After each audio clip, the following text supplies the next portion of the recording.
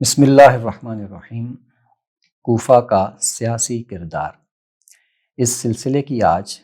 قسط نمبر 18 پیش کی جا رہی ہے۔ اس قسط کا عنوان ہے کہ حضرت علی کا باغیوں کی سزا سے متعلق کیا موقف تھا۔ اس سے پہلے کہ ہم ان کا موقف بیان کریں، ہم حضرت عثمان کو جو حادثہ پیش آیا اس جرم کی نوعیت کو بیان کرنا چاہیں گے۔ ہم جانتے ہیں کہ قرآن مجید میں قتل اور فساد فی الارض دو الگ الگ جرائم بیان ہوئے ہیں اور ان دونوں کی سزا بھی الگ الگ بیان ہوئی ہے۔ قتل کہتے ہیں کہ کسی ایک شخص نے کسی دوسرے کو کوئی ذاتی وجوہات کی بنا پر یا کسی انفرادی قسم کے محرک کی بنا پر قتل کر دیا۔ اس کی سزا قصاص ہے یا دیت ہے، یعنی قصاص میں اسی قاتل کو قتل کر دیا جائے گا یا پھر اس سے دیت لی جائے گی اگر ورثاء اس پر راضی ہو جائیں۔ فساد فی الارض اس قتل کے مقابلے میں ایک بڑا جرم ہوتا ہے، جس میں ایک گروہ مل کر کسی جگہ ڈاکہ ڈالتا ہے، دہشت گردی کرتا ہے، یا ایک جتھا مل کر کسی کو قتل کرتا ہے، تو اب یہ محض قتل کا جرم نہیں رہتا بلکہ فساد فی الارض کا جرم بن جاتا ہے۔ فساد فی الارض کے جرم کے لیے اللہ تعالیٰ نے سورہ مائدہ کی آیت نمبر 33 میں سزا بیان کی ہے کہ ان لوگوں کی سزا یہ ہے کہ عبرت ناک طریقے سے انہیں قتل کر دیا جائے پورے جتھے کو، یا انہیں صلیب دے دی جائے، یعنی صلیب کا مطلب یہ ہوتا ہے کہ ایک لکڑی گاڑ کر ہاتھ پاؤں ایسے سٹریچ کر کے اس پہ کیلیں گاڑ دیتے ہیں اور آدمی سسک سسک کر مرتا ہے۔ تیسری سزا یہ بتائی کہ ان کے ہاتھ اور پاؤں الٹے سیدھے کاٹ دیے جائیں۔ چوتھا یہ کہ انہیں جلا وطن کر دیا جائے۔ رسول اللہ صلی اللہ علیہ وسلم کے عہد میں کچھ صحابہ کو جب دھوکے سے ایک قبیلے نے مارا تھا، بئر معونہ کا قصہ ہے، تو رسول اللہ صلی اللہ علیہ وسلم نے جب ان کو پکڑ لیا تو رسول اللہ صلی اللہ علیہ وسلم نے ان کے ہاتھ پاؤں الٹے سیدھے کاٹ دیے تھے اور انہیں مرنے کے لیے چھوڑ دیا تھا، اور وہ دھوپ میں سسک سسک کر مر گئے تھے۔ تو فساد فی الارض کے مجرمین کے لیے یہ سزا رکھی گئی ہے۔ دنیا میں بھی جو عام قوانین ہیں اس کے اندر بھی قتل اور فساد فی الارض کے جرائم کو الگ الگ ہی سمجھا جاتا ہے۔ مثلاً دہشت گردی کو عام قتل کے مقابلے میں بڑا جرم سمجھا جاتا ہے، اور دہشت گردی کی دفعات عام قتل کے جرم سے زیادہ سخت ہوتی ہیں، سزا بھی سخت ہوتی ہے۔ ساری دنیا کے قوانین میں اس کا لحاظ کیا جاتا ہے۔ اب حضرت عثمان رضی اللہ تعالیٰ عنہ کا جو قتل تھا وہ محض ایک شخص کا دوسرے شخص کو قتل کرنا نہیں تھا، بلکہ وہ ایک جتھے کا پوری پلاننگ کے ساتھ حضرت عثمان کو قتل کرنا تھا۔ دوسرا جو فرق ہوتا ہے اس قتل کی نوعیت اور اس کی سزا میں، کہ قصاص میں تو متعین قاتل ہی کو قتل کیا جاتا ہے، لیکن فساد فی الارض کے جرم میں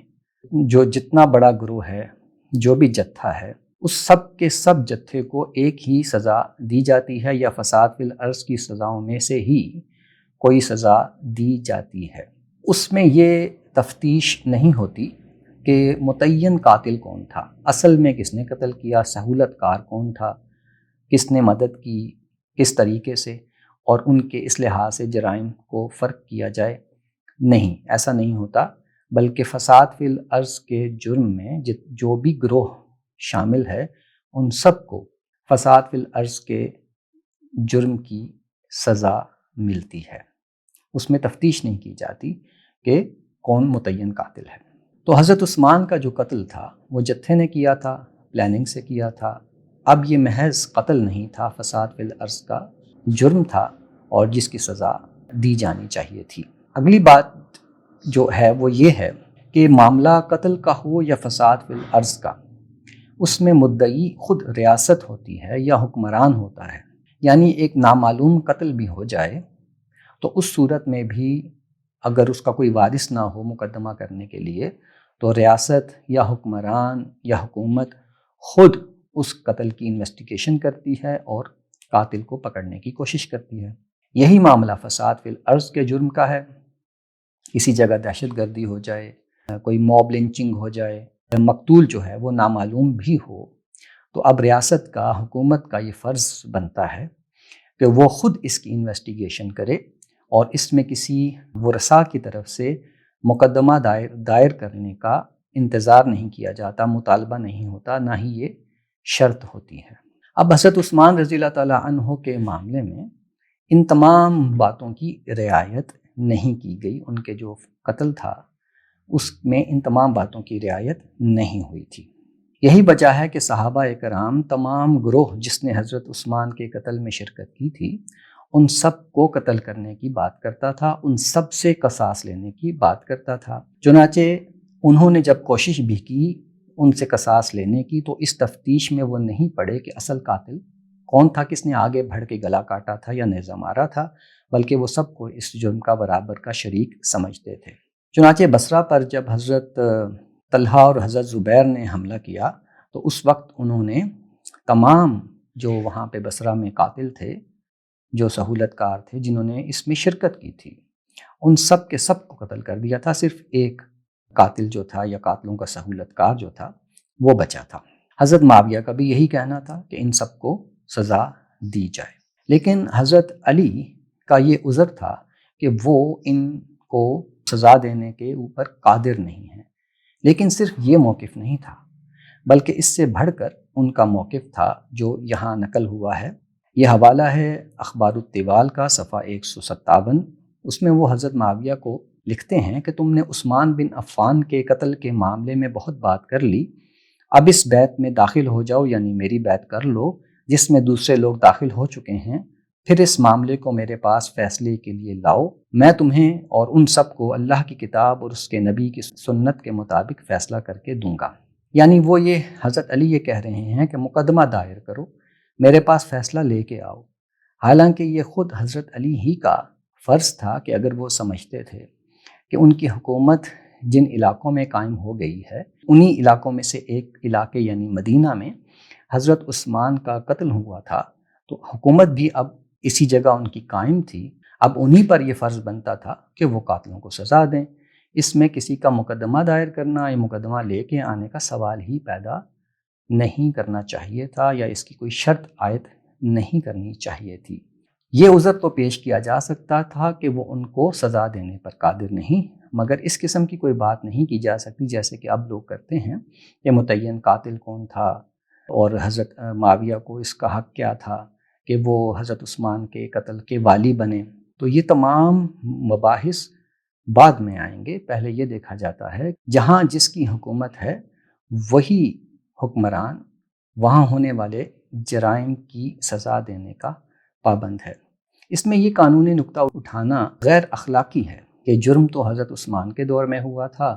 اور حکومت جو تھی وہ حضرت علی کی بنی تھی، اس دور میں تو جرم نہیں ہوا تھا۔ یہ قانونی نقطہ آفرینی ہوتی ہے جو عدالتوں میں ہم دیکھتے ہیں کہ وکلاء حضرات بھی پیش کرتے رہتے ہیں، مگر اس کا غیر اخلاقی ہونے میں کوئی دو رائے نہیں ہو سکتی کہ بالکل غیر اخلاقی سی بات ہے۔ اسی لیے حضرت علی نے کبھی بھی یہ نقطہ اپنے موقف کے استدلال میں پیش نہیں کیا کہ جرم تو پہلے ہوا تھا اب نہیں ہوا۔ جرم ہوا ہے، قاتل بھی موجود ہیں اور وہ حضرت علی کے سامنے بھی ہیں، تو صرف ایک عذر یہ کہ وہ ان کو سزا دینے پہ قادر نہیں، یہ عذر تو پیش کیا جا سکتا تھا، لیکن یہ عذر پیش نہیں کیا جا سکتا کہ کوئی مقدمہ قائم کرے، پہلے یہ شرط پوری کرے یا وہ شرط پوری کرے، مقدمہ میرے پاس لے کے آئے پھر میں فیصلہ کروں گا۔ اس قسم کی باتیں نہیں کی جا سکتی تھیں۔ یہی وجہ ہے کہ دیکھیے جب بصرہ میں جنگ ہوئی جس میں حضرت طلحہ اور زبیر نے جنگ کی اور قاتلین عثمان کو مارا، وہاں پر حضرت علی کا موقف بالکل مختلف ہے۔ نقل ہوا ہے، یہ نہج البلاغہ خطبہ 170 ہے، اس میں وہ یہ کہتے ہیں کہ خدا کی قسم اگر وہ مسلمانوں میں سے صرف ایک ناکردہ گناہ مسلمان کو عمدن قتل کرتے تو بھی میرے لیے جائز ہوتا کہ میں اس تمام لشکر کو قتل کر دوں، کیونکہ وہ موجود تھے اور انہوں نے نہ تو اسے برا سمجھا اور نہ زبان اور ہاتھ سے اس کی روک تھام کی۔ تو یہاں ان کا موقف بالکل واضح ہے کہ اگر ایک لشکر نے پورا جتھا ہے حضرت طلحہ اور زبیر کا، اس نے ایک بھی مسلمان کو جان بوجھ کے قتل کیا ہے تو میرے لیے جائز ہوتا کہ تمام لشکر کو میں قتل کر دیتا۔ تو جو عزم، ارادہ اور کلیئرٹی آف تھاٹ یہاں پہ نظر آتی ہے اس معاملے میں، وہ حضرت عثمان کے قاتلین کے معاملے میں ویسے ہمیں دکھائی نہیں دیتی۔